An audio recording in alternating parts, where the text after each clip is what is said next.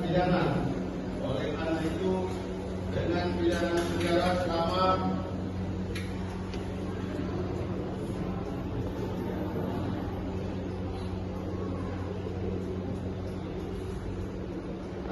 menjatuhkan pidana oleh karena itu pidana penjara selama 4 tahun dan 6 bulan. Dan pidana denda.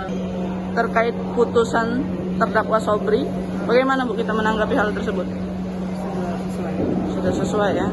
Untuk barang bukti yang ada di tangan terdakwa sendiri berapa Bu jumlahnya? Tidak sampai 1 gram.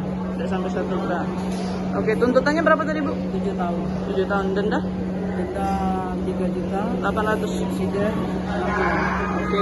Putusnya? Putus 4 tahun setengah. 4 tahun setengah. Berarti kita sama dengan majelis hakim ya Bu ya? Setuju ya? Oke, terima kasih Bu.